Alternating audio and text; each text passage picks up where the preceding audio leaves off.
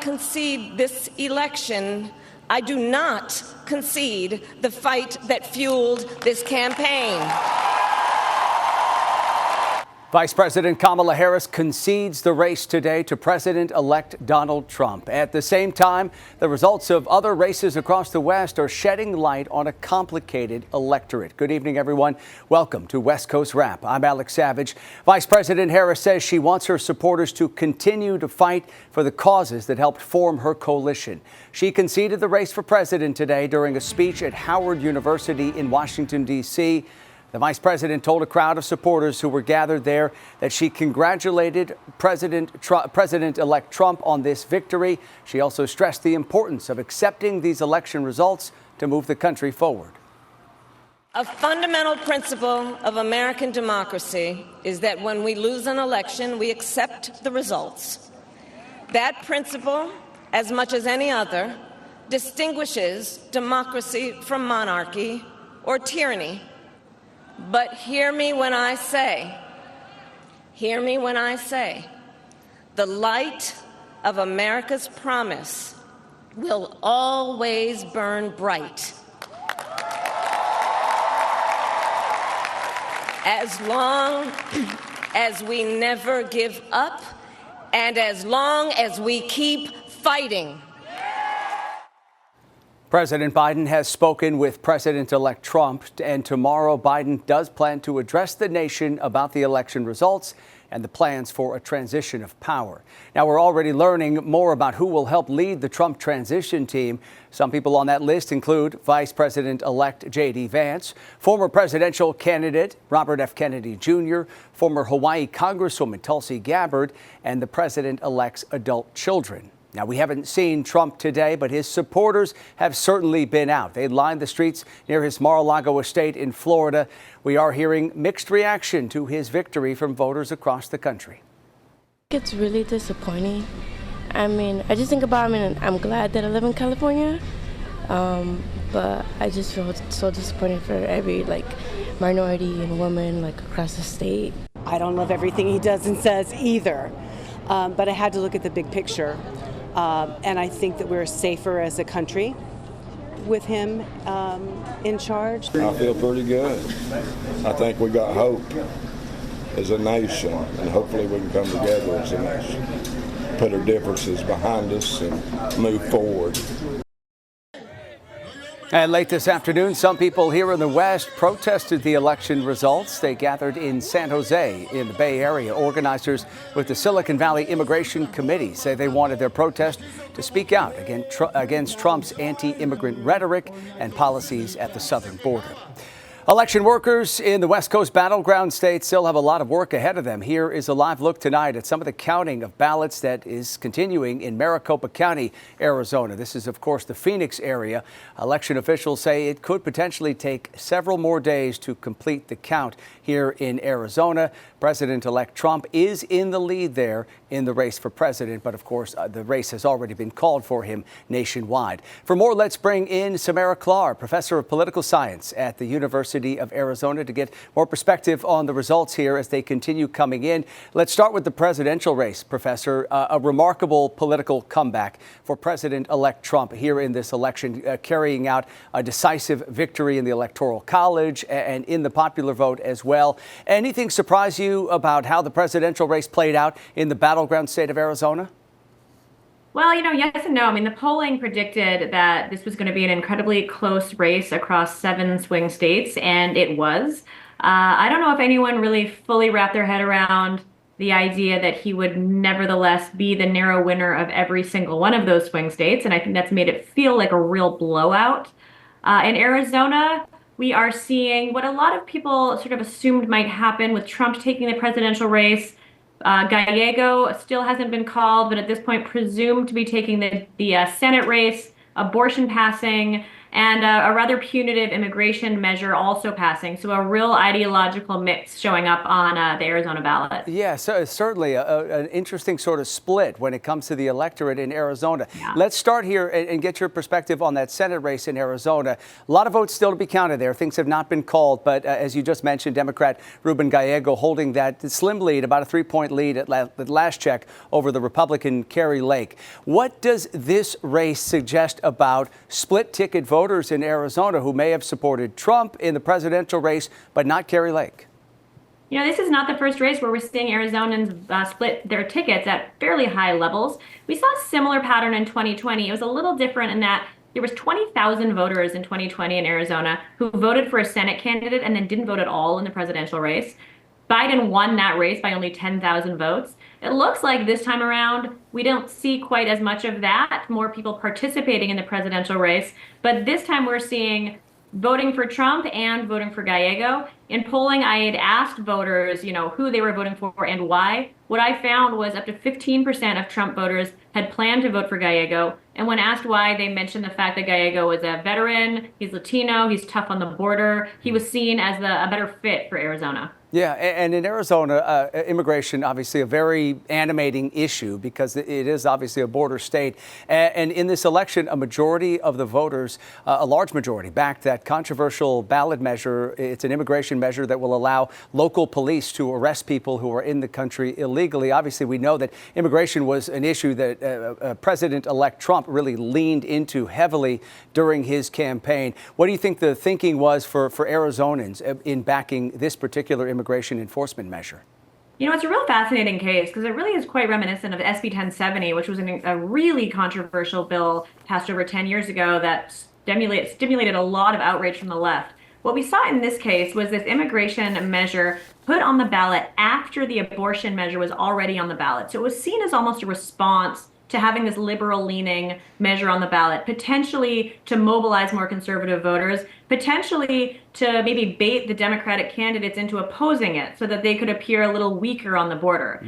Democrats didn't really take the bait, and we didn't see a lot of opposition to this bill.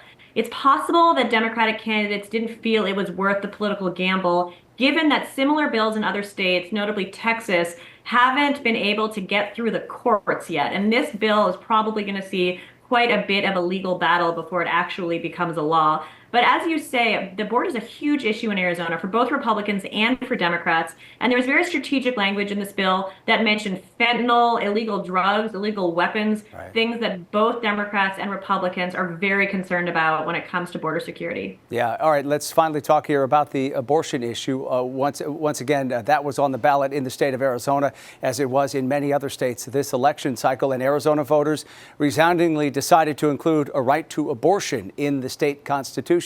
What do you think we should take away from that result in the state of Arizona that looks as though it is going to turn red and be in Trump's column once again in this election?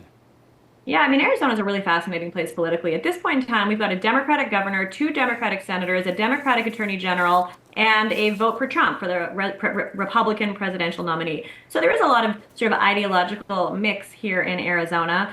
We see the vast majority of Democrats supported this bill and a strong majority of Republicans as well to protect abortion in the state of Arizona. By having that measure on the ballot, we can theorize that potentially it might have helped Harris by mobilizing pro-choice voters, but it also could have helped Trump to a certain extent by allowing pro-choice Republicans, and there are a considerable number of pro-choice Republicans, both vote for Donald Trump and also express their support for abortion rights separately on the ballot measure. So in a sense, it allowed people to still vote for a Republican without having to sacrifice their preference for reproductive rights. Yeah, to sort of have it both ways, if you will. Absolutely. Boy, I feel like as a political science professor, the electorate in Arizona keeps you on your toes, doesn't it? Absolutely. I love living here. It's fascinating every day. All right. We really appreciate your perspective here after this important election. That is Professor Samara Klar from the University of Arizona. Good to check in with you. Thank you. You too. Great to see you.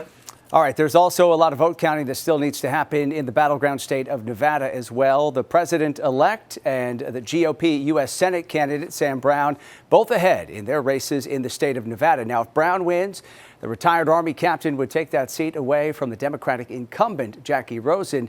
He's encouraging everyone who voted to track their ballots as the count continues. check and see if your ballot was counted. There are thousands of ballots that have been legally cast that need to be cured over the next few days, because a something thousand vote lead right now doesn't count for anything if we don't have a lead at the end of the counting period. Am I right? Senator Jackie Rosen commented on the ongoing vote count with a post on X. She wrote, "We feel good about the results we're seeing, but there are still thousands of votes to be counted. Our democracy takes time, and I'm confident we will win as more votes come in." Republican victories have already been secured. They've already secured a flip in the majority of the U.S. Senate. The Senate has gone to Republicans. One of those is out of Montana. That's where GOP challenger Tim Sheehy beat out Democratic incumbent John Tester in that closely watched race. Senator-elect Sheehy says he's ready to move his state and the country forward. If you didn't vote for me, I will work to earn your support in future elections, because we have to save this country, and to save it, we got to come together and figure out how to heal this country. We have to disagree better, and we got to actually move forward and stop arguing about everything. We got to make some progress. So the Senate is going to Republicans, but the balance of power still is up for grabs in the House of Representatives. As of tonight, the AP projects that Republicans will win 206 seats in the House. Democrats will take 190, but dozens of races have yet to be called. That includes several important races we've told you about in the state of California. Whichever party wins 218 seats will control the House, and we'll, of course, continue monitoring that. This election wasn't just a political victory for President-elect Trump. It also appears to have been a significant legal victory for him as well. Trump is, of course, facing 4 criminal cases, but his return to the White House likely means those charges could be dropped or the cases postponed. In his 2 federal cases, Trump is charged with trying to overturn the 2020 election and accused of mishandling classified documents. Part of the Trump strategy, and this is not unique to Trump, was to delay. But in this case, it really was mapping the legal calendar onto the electoral calendar. And I think understanding that, at least for some of these cases, the best way to avoid a trial was to go out of the courtroom and into the White House. Trump is also facing state charges in Georgia over election interference, and he's scheduled to be sentenced later this month in his New York hush money case. Coming up tonight here on West Coast Wrap, dozens of homes destroyed in a matter of hours. Tonight, crews try to slow the spread of 2 new wildfires in Southern California. And in weather, here's our live camera in Phoenix. Lots of clear skies right now. Current temperature is 63 degrees. We'll update the West Coast forecast coming up. Plus, we'll also get you an update on a deadly plane crash in Arizona. Investigators explain what they're learning about this tragedy that killed a number of people on that plane and 1 person on the ground.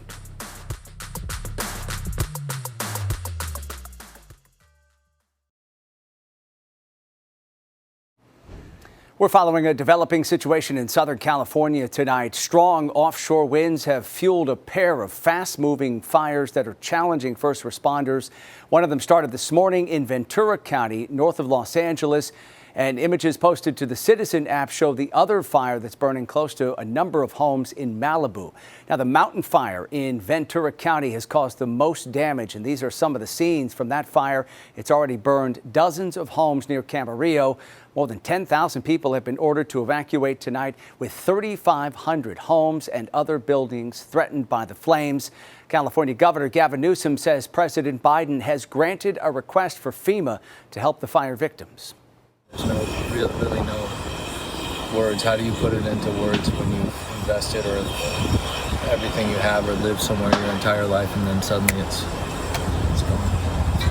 It's really sad. The mountain fire has charred more than 10,000 acres. The cause is still under investigation. The other fire, the Broad Fire in Malibu, has damaged at least 2 homes, and the cause of that fire is also under investigation tonight. Well, that same system that brought those gusty winds to California has other parts of the West covered in snow. Cameras captured the winter-like scenes this morning in New Mexico, Arizona, and Colorado.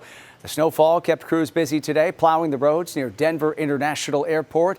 Hundreds of flights were delayed at that airport earlier today because of the weather. For more, let's bring in KTVU meteorologist Mark Tamayo, who is tracking the snowy conditions in some parts of the West and those strong winds in California. Mark? Yeah, that's right, Alex. An interesting pattern setting up where we still have red flag fire warnings, but also winter storm warnings in place, basically happening across the West Coast. So here at the forecast model, showing you the snowfall for tomorrow, portions of New Mexico into Colorado. There is some snow coverage expected. In fact, as we show you the advisories, we do have winter storm warnings, winter weather advisories scattered out toward New Mexico, and especially out toward Colorado.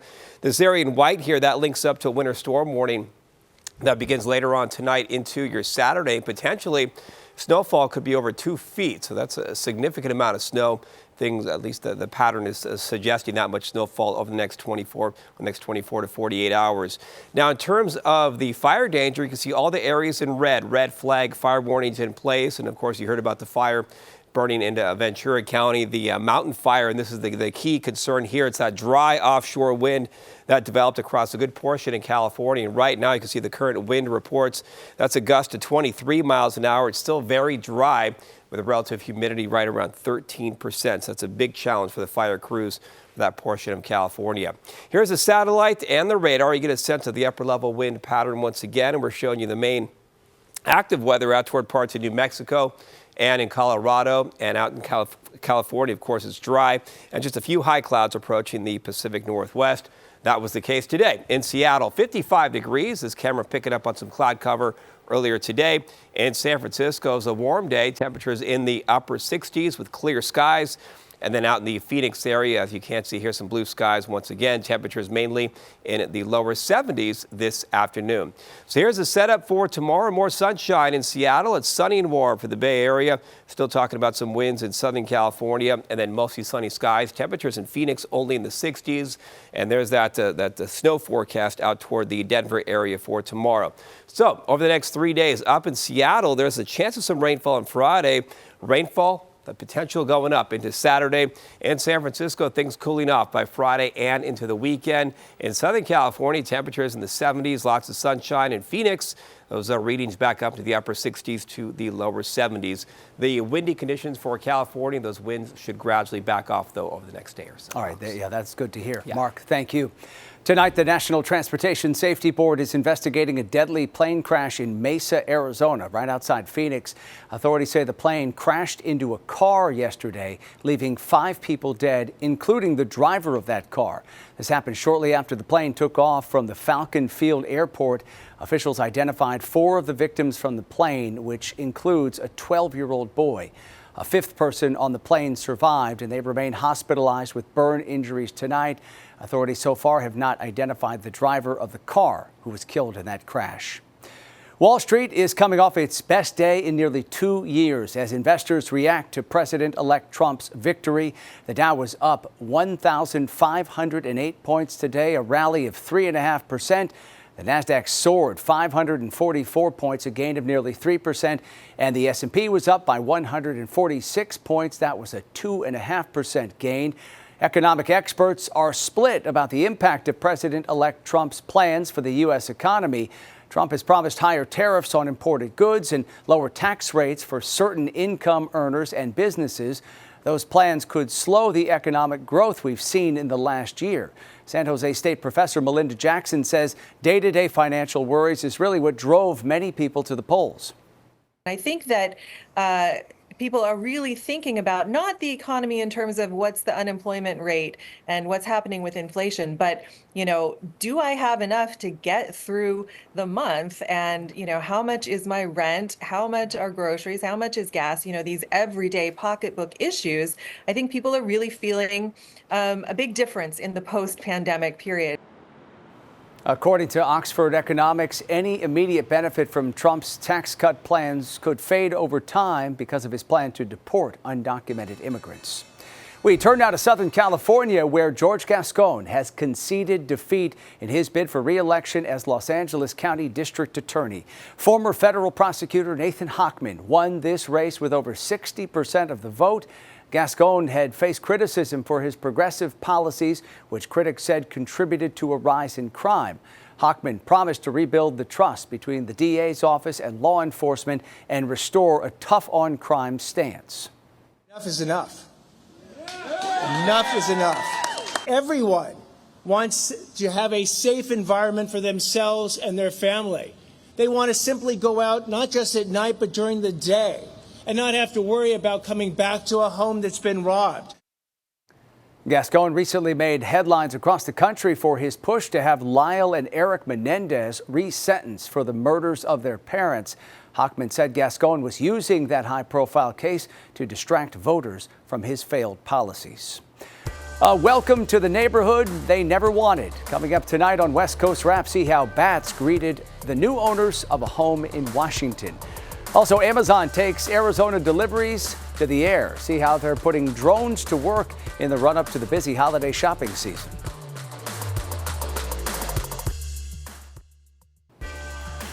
Now to a story that is fit for Halloween. A Washington couple nearing the end of a nightmare after a home inspection failed to find their newly purchased home was already occupied by some unexpected tenants. Fox 13's Shira Matsuzawa reports tonight on the walls bursting with bats.